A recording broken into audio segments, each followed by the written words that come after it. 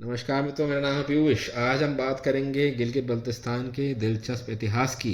मैं क्यों ये बात करना चाहता हूँ संक्षेप में, क्योंकि काफ़ी लोगों की हताशा निराशा रहती है क्यों भारत का हिस्सा नहीं बन सका।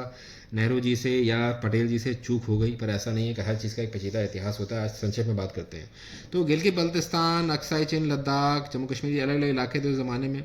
अक्सर यहाँ जो नॉर्थन पार्ट है, नॉर्थन हाफ है, आप कह सकते हैं, टर्किक ट्राइब के लोग थे। लद्दाख के जस्ट ऊपर लद्दाख तक अपने टिबेटन ट्राइब्स के लोग थे। यहाँ की भाषा काफ़ी मिलती है, बल्ती भाषा तिब्बतन ट्राइब से मिलती है। बट इन्फ्लुएंस यहाँ का इस्लामिक था, क्योंकि टर्किक ट्राइब्स सारे इस्लाम में कन्वर्ट हो गए थे। अक्साई चिन फॉर एग्जांपल, उदाहरण के लिए, अक्साई का मतलब है सफ़ेद रेगिस्तान ऑफ चिन, ऑफ चाइना।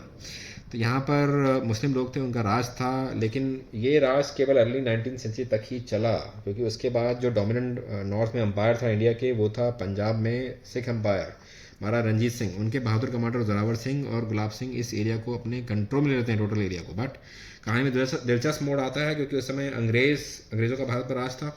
अंग्रेज़ों के लिए खित्ता बहुत महत्वपूर्ण था, क्योंकि ये बॉर्डर लगता था रशियन अंपायर से, और उनको खतरा था कि रशिया कहीं आकर भारत पर कब्जा न कर ले, उनसे छीन ले नियंत्रण।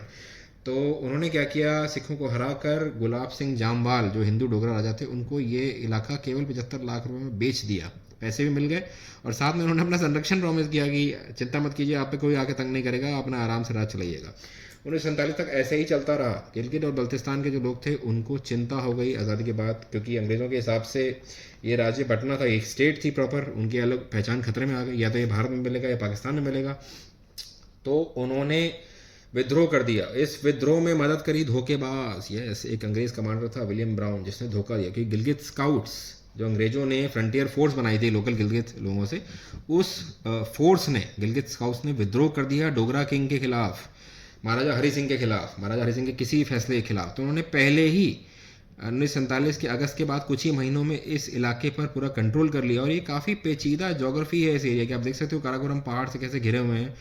और महाराजा हरि सिंह ने जम्मू कश्मीर का इलाका भारत को काफ़ी देर से सौंपा, और यहाँ पर रास्ते काफ़ी कॉम्प्लेक्स है। उस टाइम पीर पंजाल, ये हिमालय के बीच में कश्मीर वैली है, यहाँ तक आना ही बहुत मुश्किल था, रोड इतनी अच्छी नहीं थी। भारत को अपनी पूरी फ़ौज को श्रीनगर से फ्लाई एयरलिफ्ट करके भेजना पड़ा।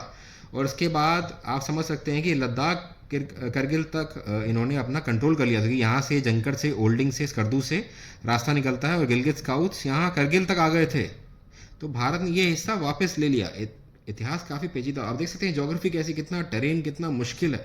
काराकोरम के ऊंचे पहाड़ है, और बीच में मुश्किल मुश्किल रास्ते हैं, कोई सड़क भी नहीं है। तो करगिल तक ही हम कंट्रोल ले पाए, करगिल तक भारत ने ज़मीन ले ली थी। बट गिलगित बल्तिस्तान के जो लोकल लोग थे, उन्होंने बाद में पाकिस्तान में मिलने का फैसला किया। तो ये है इतिहास गिलगित बल्तिस्तान का।